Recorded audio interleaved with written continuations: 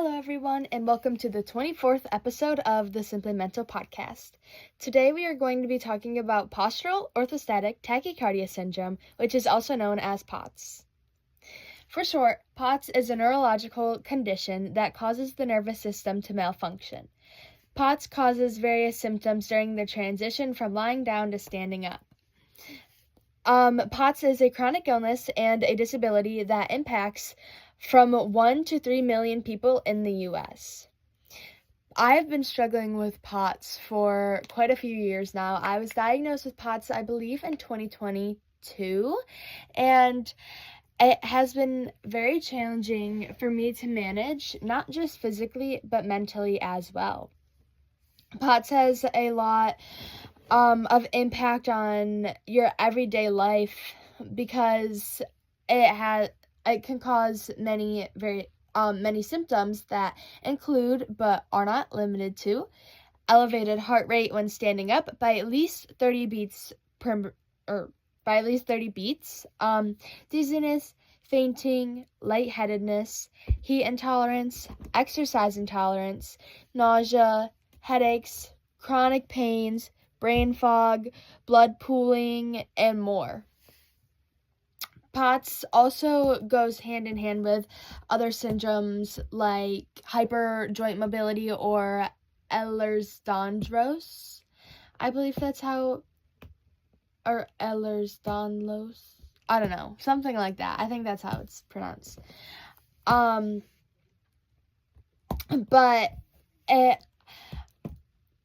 it just goes hand in hand sometimes. In many cases, it has for myself as well.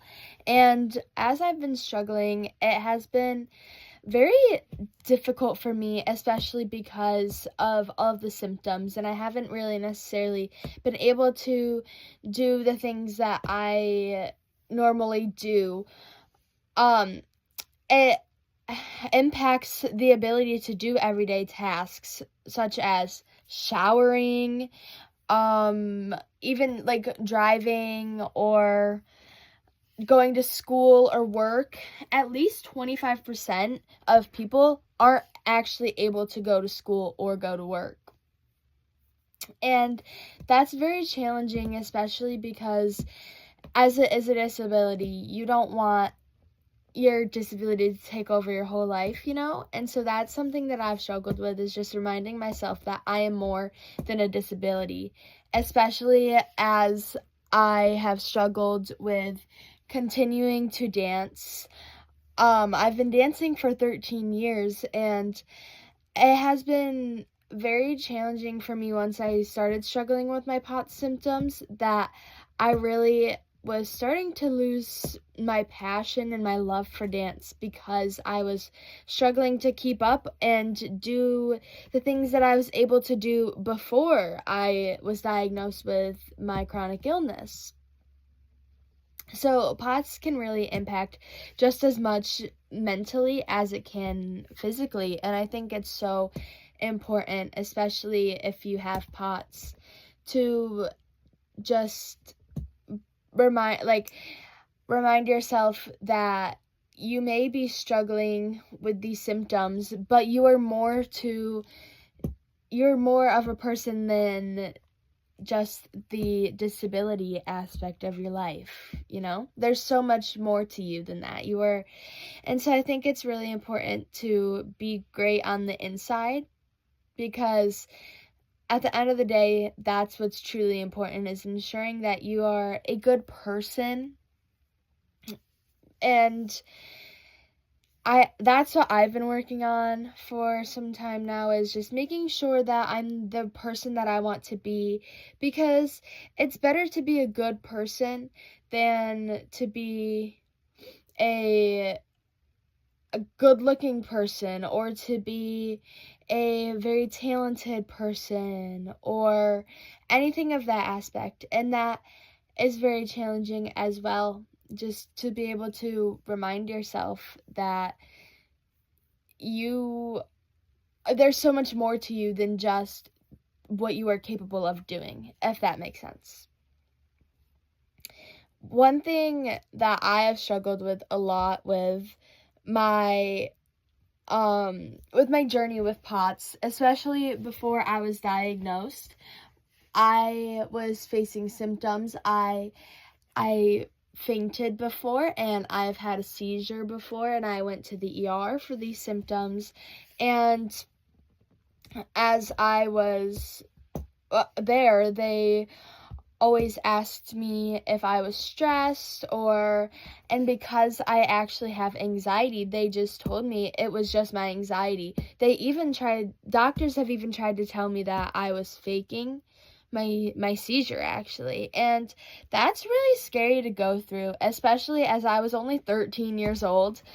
I did not understand why they weren't believing me, because I didn't even know really what those things that I was going through wasn't normal, but I was scared, and I actually thought that I was gonna die, but luckily I'm still here. And that was just a very scary moment in my life, and I overcame that, and I'm doing much better now. I finally received my diagnosis, and a part of the diagnosis process can either be from your doctor, or you can go to a specialist. I believe that, well, that's what my doctor said. I had to go to the specialist, and the specialist told me that either she could diagnose me if my heart rate increased by at least, I think it was 40 beats per minute, and I think mine increased or maybe it was 30 beats, maybe it was 30 beats, and mine increased 28 to 29 beats. So I had to continue on and do the tilt table test. In this test, there are so many different tests in this one test. So the main part is the tilt table. They strap you down to this table, and they elevate the bed up, and it's supposed to see how your heart rate changes. In a normal person, your heart rate will not change by a lot, but if you have POTS, it'll change by 30 beats. And then there were also these other tests they had breathing tests, they had a chemical test. It was a lot. And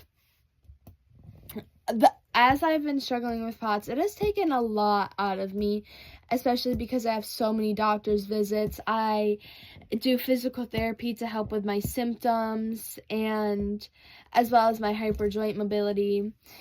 It is very challenging, especially as a high school student. You are very busy, or really just anybody could be very busy, and it takes a lot.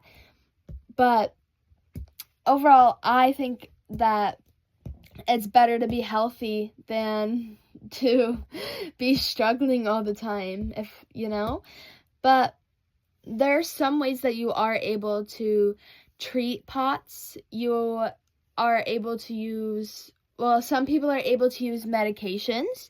If that is something that you are interested in, it is best to speak with your doctor. I am not a medical professional. I am just speaking based off of experience.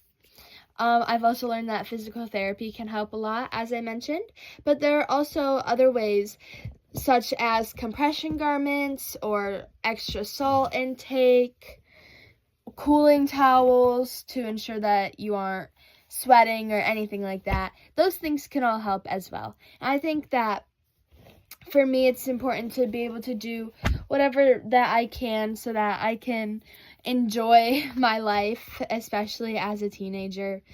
But I really do work on that, and it can be very challenging to manage symptoms. So just another thing is about ensuring that you are taking care of your body with nutrition and with rest. A lot of people struggling with POTS experience fatigue. I do, extremely.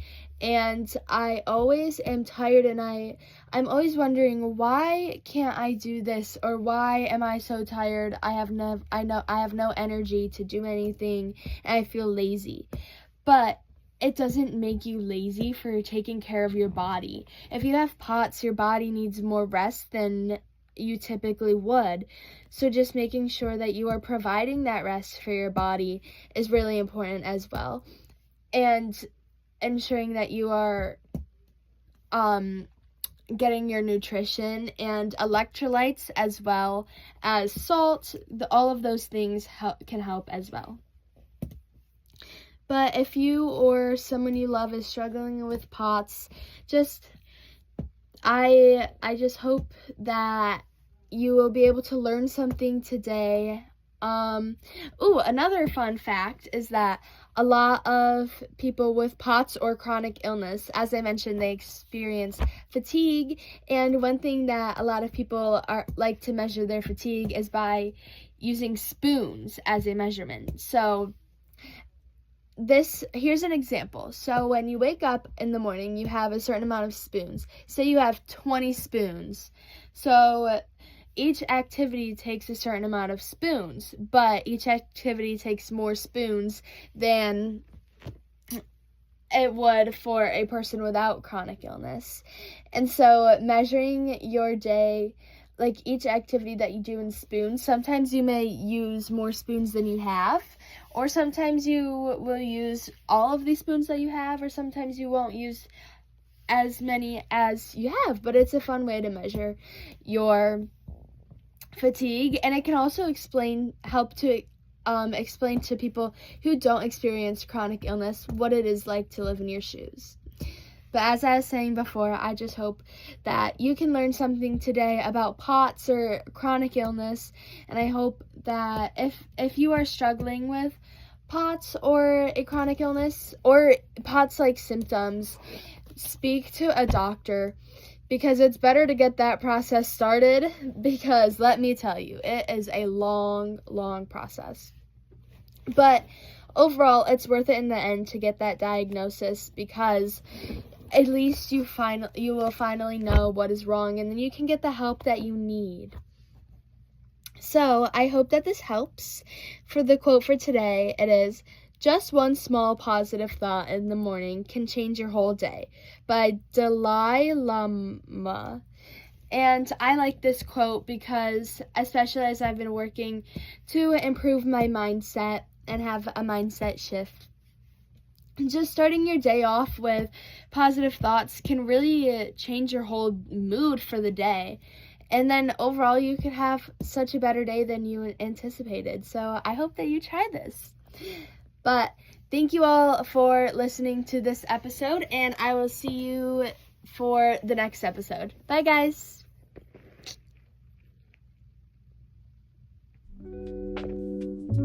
Thank you all so much for listening to this week's episode of the Simply Mental podcast. If you enjoyed it, make sure to like and subscribe, and I'll see you for the next episode. Bye!